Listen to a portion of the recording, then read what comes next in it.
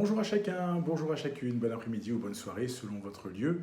Que le Seigneur vous bénisse et que Dieu vous accorde sa grâce. Bienvenue dans Un message pour toi. Nous sommes très heureux de nous retrouver pour ce temps de partage. Et nous lirons ce jour, après cette courte pause que nous marquerons dans quelques instants pour permettre à un plus grand nombre de se connecter avec nous, nous lirons dans l'évangile de Luc au chapitre 2, les versets 36 à 38.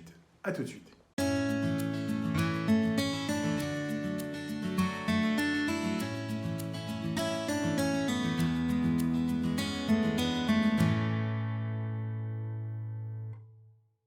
Nous poursuivons notre partage. Nous saluons tous ceux et toutes celles qui nous ont rejoints.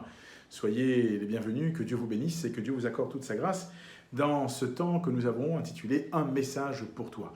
Comme cela a été annoncé, nous lisons aujourd'hui dans Luc au chapitre 2, versets 36 à 38. Il est dit ceci. « Il y avait aussi une prophétesse Anne, fille de Phanuel, de la tribu d'Aser. Elle était fort avancée en âge, et elle avait vécu 7 ans avec son mari depuis sa virginité. Restée veuve et âgée de 84 ans, elle ne quittait pas le temple et servait Dieu nuit et jour dans le jeûne et la prière.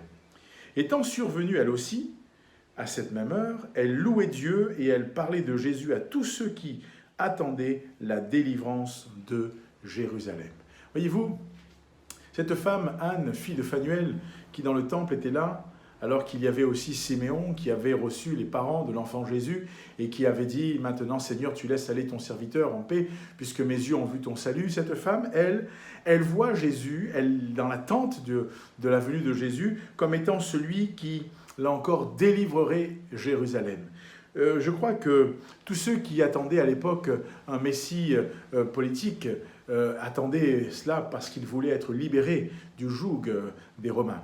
Ceci étant, ceux qui attendaient l'accomplissement de la prophétie de l'Ancien Testament concernant la venue du Messie avaient l'œil ouvert et l'oreille attentive. Et lorsque on est venu présenter l'enfant Jésus, ils ont compris et réalisé qu'il était le sauveur du monde, qu'il était, eh bien, là encore, le Messie promis, celui qui avait été promis, celui qui apporterait donc la délivrance. Alors il est question de ceux qui attendaient la délivrance de Jérusalem.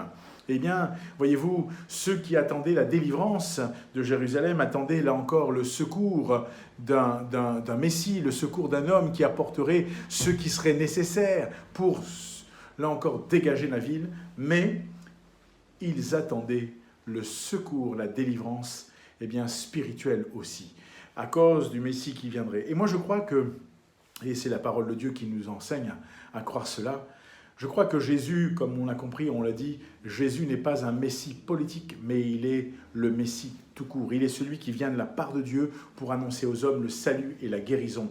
Il est celui qui, là encore, vient accomplir la volonté de Dieu au temps marqué. Christ vient et donne sa vie. Il offre sa vie en rançon pour le salut d'un plus grand nombre.